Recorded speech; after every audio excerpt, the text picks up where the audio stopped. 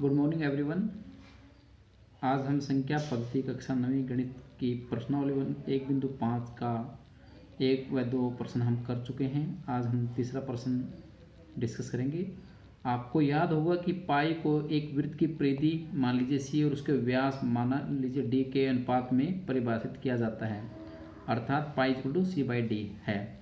यह इस तथ्य का अंतर्विरोध करता हुआ प्रतीत होता है कि पाई क्या है, अपरिमेय संख्या है और सी को डी से डिवाइड करने पर ये क्या है, परिमेय संख्या है और ये एक अपरिमेय संख्या है। ये क्या हुआ, एक अंतर्विरोध का निराकरण करने के लिए हम इसको किस प्रकार इसका निराकरण हम करेंगे, तो इसका हल हम करेंगे। तो क्योंकि जो हम पाई का मान ले रहे हैं यहाँ पे, जो पाई का मान है pi is equal to C by D. C किसको रिप्रेजेंट कर रहा है यहाँ पे, परिधि, वृत्त की परिधि को। सी क्या है, वृत्त की परिधि और डी क्या है, वृत्त का व्यास, वृत्त का व्यास। तो पाई एक अपरिमेय संख्या है और इसको इससे भाग करने पे, वृत्त की परिधि और वृत्त का व्यास, इसको भाग करने पे एक परिमेय संख्या प्रतीत हो रही है। और जैसे कि हम कई पाई का मान क्या लिखते हैं, सी बाई डी लिख रहे हैं, जिसको 22/7 बोलते हैं। तो ये विरोध क्यों हो रहा है, क्योंकि पाई का अपरिमेय संख्या और 22/7 एक परिमेय संख्या है। क्योंकि पाई का जो मान है C/D, यह पाई का अनुमानित मान है। ये क्या है, पाई का अनुमानित मान है। पाई का जो मान है C/D, यह पाई का अनुमानित मान है। अतः जो पाई का वैल्यू, पाई का मान आप जब लेते हैं वो 22/7 लेते हैं, क्योंकि वृत्त की परिधि हम कभी भी एग्जैक्ट काउंट नहीं कर सकते कि वृत्त की परिधि कितनी होगी एक्चुअल में, उसको हम अनुमानित लेते हैं। वृत्त की जो परिधि होती है वो अनुमानित होती है और वृत्त की का व्यास हमें इसका हमें पता होता है, तो ये राशि भी अनुमानित है। इसलिए पाई का जो मान है सी को डी से भाग करने, यानी वृत्त को परिधि को व्यास से भाग करने पर जो मान आएगा वह अनुमानित मान है, वह एग्जैक्ट मान नहीं बोल सकते हम इसको। इसलिए पाई का जो मान है वो हम क्या लेते हैं, 22/7, जो कि एक ऐसा मान है जो कि अनुमानित है, जिसको हम अनुमान लिया गया हमें कि 22/7 के नज़दीक होता है इसका मान। अब प्रश्न नंबर 4 है, संख्या रेखा पर वर्गमूल 9/3 को निरूपित करना। हमने वर्गमूल 9.3 को संख्या रेखा पर, हमने इससे पहले भी विभिन्न संख्याओं को वर्गमूल 2, वर्गमूल 3, वर्गमूल 5 को संख्या रेखा पर निरूपित करना सीखा था। अब हम 9.3 यानी जिन संख्याओं में दशमलव आ जाए, उन दशमलव के अंदर वर्गमूल आ जाए, तो उसको हम संख्या रेखा पे कैसे निरूपित करेंगे, उसका तरीका क्या है। सबसे पहले हम एक रेखाखंड लेंगे OA, जिसकी लंबाई कितनी है, 9.3 यूनिट, सेंटीमीटर ले सकते हैं या मीटर, जो भी आप लेते हैं, सेंटीमीटर लेते हैं। यानी OA की कितनी लंबाई लेंगे, 9.3 यूनिट। और A से B की लंबाई कितनी लेंगे, 1 यूनिट, यानी A से B तक आपने 1 मीटर आगे खींचना है। तो आप अपने स्केल की सहायता से पहले O से A लेंगे हम 9.3। देखिए एक यहाँ से लेकर के ये आपका 9.3 यहाँ पूरा हो जाता है, ये 9 है, 9 से 3 बिंदु आगे तो 9.3। और A से B जो हमने लेना है वो 1 सेंटीमीटर हमने लेना है, 1 यूनिट हमने लेना है। तो जो संख्या 9.3 यहाँ वर्गमूल के अंदर दर्शाई गई है, उतनी लंबाई का हमने रेखाखंड OA लेना है। और A से B हमेशा एक ही लेंगे, चाहे यहाँ कोई भी संख्या क्यों ना हो, उसमें एक हम ऐड करेंगे। A से B हमेशा 1 सेंटीमीटर। अब क्या करेंगे, इस OB का हमें लंबसम द्विभाजक निकालना है। तो OB का लंबसम द्विभाजक निकालने के लिए प्रकार को आधे से ज़्यादा हम ओपन कर लेते हैं, और आधे से ज़्यादा ओपन करने के बाद एक चाप ऊपर लगा देंगे और एक चाप नीचे लगा देंगे, क्योंकि लंबसम द्विभाजक खींचने का तरीका है, पहले B को केंद्र मानकर और प्रकार को आधे से ज़्यादा खोल करके 2 चाप लगाए हमने, फिर O को केंद्र मानकर और एक चाप ऊपर और एक चाप नीचे, दोनों चाप एक दूसरे को 2 अलग अलग बिंदुओं पे कट कर रही है। अब इससे मिलाने वाला जो रेखाखंड आएगा, यहाँ से जो रेखाखंड जाएगा, ये इस रेखा OB का लंबसम द्विभाजक होगा। यह इस रेखा का, इस बिंदु का हम नाम ले लेते हैं, जैसे कोई बिंदु है C, ये इसका मध्य बिंदु। ये इस O से B का लंबसम द्विभाजक है, O से बी का लंबसम द्विभाजक है। इसको खींचने के बाद हम क्या करेंगे, अब सी को केंद्र मानकर, यानी प्रकार को सी तक खोल करके सी को केंद्र मानकर और सी से ओ तक इसको खोल लीजिए। सी से ओ यानी कि त्रिज्या कितनी लेनी है, ओ से सी तक, यानी ओ को केंद्र मानकर और ओ सी को त्रिज्या मान करके एक अर्धवृत्त खींचिए। ये अर्धवृत्त हमने एक डॉटेड अर्धवृत्त खींचना है। ये अर्धवृत्त हमने खींचा जो बी को भी कट करेगा। देखिए ओ बी और ओ सी और सी से बी हम क्या बराबर है, ये इसको बी पे कट करेगा और यहाँ ओ पे कट करेगा। हमने क्या किया, सबसे पहले ओ से ए 9.3 यूनिट लिया, ए से बी की लंबाई 1 यूनिट ली और ओ से बी का हमने क्या खींचा, लंबसम द्विभाजक खींचा जिसका मध्य बिंदु क्या है सी को केंद्र मान करके और सी ओ को त्रिज्या मान करके एक हमने अर्धवृत्त खींचा। अब अगला स्टेप क्या करेंगे, बिंदु ए पर कोण 90 डिग्री अंतरित कीजिए। अब जो बिंदु ए है यहाँ हम 90 डिग्री का कोण अंतरित करेंगे। तो 90 डिग्री का कोण कैसे बनता है, एक चाप लगाएंगे, जो पहला चाप है वो 60 डिग्री पर कट करेगा, दूसरा चाप वो 90 डिग्री पर 120 डिग्री पर कट करेगा।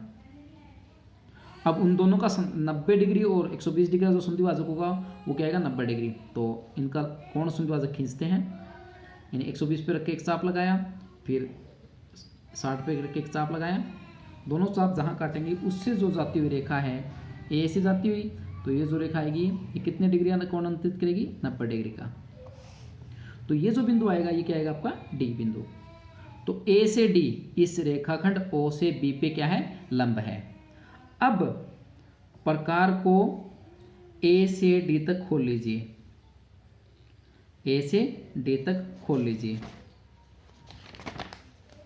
यहाँ ए से डी तक हम इसको खोलना है और इसको डॉटेड रेखा हमने क्या करना है, इसको ए से डी तक खोलने के बाद एक चाप लगानी है, जो चाप इसको इस रेखाखंड को आगे बढ़ाने पर, अब इस रेखा को थोड़ा सा आगे बढ़ा देते हैं, बी से आगे बढ़ाने पर ये इसको कहाँ कट कर रही है, यहाँ पे। तो ये बिंदु आपका आ जाएगा ई बिंदु। अतः हमने क्या किया, ए बिंदु पर 90 डिग्री कोण अंतरित किया, जहाँ इस 90 डिग्री कोण ने इस वृत्त को काटा उस बिंदु का नाम क्या आएगा डी।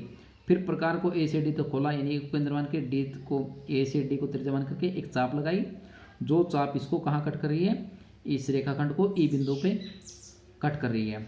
अतः हम दिखा सकते हैं, अतः जो ए से डी है या ए से ई है वो आपका कितना आएगा, वर्गमूल 9.3। तो इस तरह हमने इस संख्या रेखा पर वर्गमूल 9.3 को निर्देशित किया। तो ये इसका तरीका है। अब इसके बाद हम प्रश्न नंबर 5 पे चलते हैं, हर का प्रमेयीकरण। प्रश्न नंबर 5, हर का प्रमेयीकरण। तो 5वें का जैसे पहला पार्ट है 1/7। हर का प्रमेयीकरण क्या होता है, यहाँ देखिए अंश क्या है 1, हर क्या है वर्गमूल 7। यानी जो संख्या अगर हर आपका वर्गमूल में है तो इस वर्गमूल को किस संख्या से हम गुणा करें कि वर्गमूल खत्म हो जाए, तो इस विधि को बोलते हैं हर का प्रमेयीकरण। यानी हर वर्गमूल में है तो उस वर्गमूल को रिमूव करना, खत्म करना, उसको बोलते हैं हर का प्रमेयीकरण। तो जब एक ही संख्या वर्गमूल में हो हर में, तो उसका तरीका क्या है, वर्गमूल 7 को वर्गमूल 7 से गुणा कर दीजिए, वर्गमूल 7 से ही भाग कर दीजिए।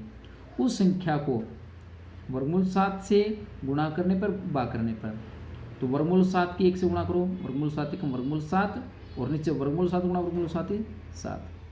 तो अब आपका अंश कितना है, वर्गमूल 7, और हर कितना है 7। यहाँ से वर्गमूल आपका रिमूव हो गया, तो इस विधि का नाम क्या है, हर का प्रमेयीकरण। तो ये आपका उत्तर आ गया इसमें। अब दूसरा, तीसरा और चौथा पार्ट जो है वो एक जैसे हैं, तो दूसरा पार्ट हम कर लेते हैं।